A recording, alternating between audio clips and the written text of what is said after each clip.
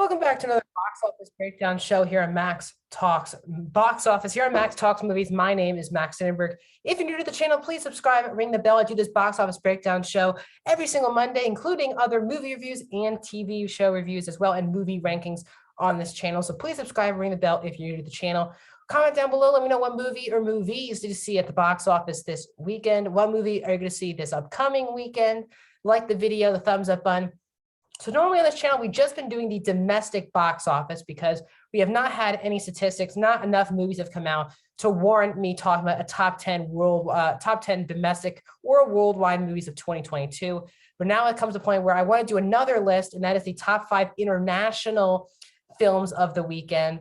We're going to add in some of the worldwide grosses to those movies that are domestic and international to add some spice here to the channel. So let's get started with our usual domestic top 5 of the weekend. February 11th to February 13th is the weekend we will be looking at today.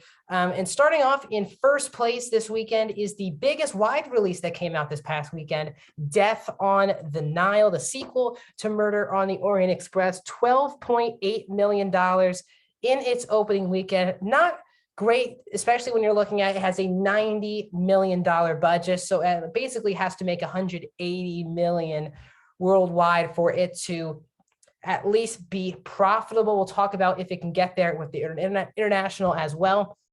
But Death on the Nile, 12.8, 27 million was the opening for Murder on the Orient Express. So not enough people were interested. I don't know if the Letitia Wright Armie Hammer stuff has been a factor as a B cinema score. I've had her some good things, but Death on the Nile is the only film this weekend to get over $10 million. There's a lot of different movies that come out. 3 of the top 5 are new releases that came out this past weekend, but Death on the Nile is at number 1 with 12.8. In its second weekend, dropping down to number 2 in the rankings is Jackass Forever, $8 million, 65% drop off in its second weekend, but it is only sitting.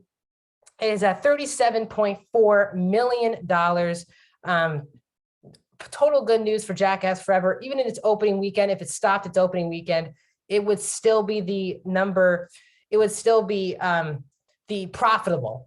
And that is what matters with Jackass Forever. Even though it's not killing it, that's a big drop off for its second weekend. It is still in the top 5. It's still number 2, and it's already profitable. So 37 million in 2 weekends, Paramount with another win. In third place is the second new release to hit the chart this weekend. Number 3 is Marry Me. This was the only non-theaters exclusive movie of the weekend. This film was available in theaters day and date and on Peacock Premium. $7.9 million. Yesterday, the estimates had this Jackass Forever really back and forth fighting for that 2 spot. Jackass Forever getting the 2 spot, Marry Me getting the 3rd spot. I don't know if it felt like a streaming movie, but I know Peacock does not have a tons of subscribers, especially compared to Apple, Prime, especially Netflix and Disney. But we'll see if Marry Me does do well today on the Monday, which I'll also talk about a little bit next week as well. Marry Me is a romantic comedy, and today is Valentine's Day. So we'll see if Valentine's Day will bring more people to the theater. But Marry Me 7.9, closing in on 8 for the weekend.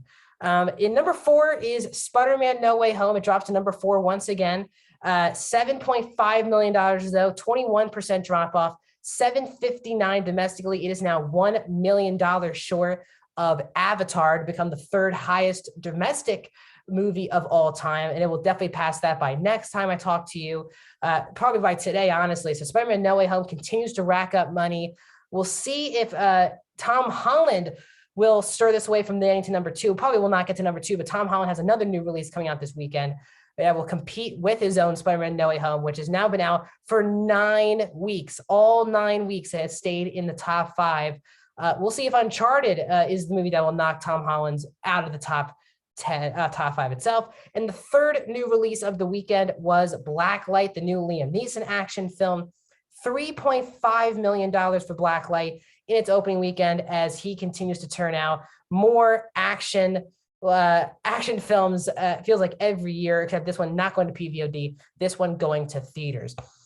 So I want to talk about some other movies that got kicked out of the box office this past weekend. For the first time in now its 8-week run, Sing 2, as you could tell, was not in the top 5 this weekend. For the first time in its 5-week run, Scream is not in the top 5 this weekend.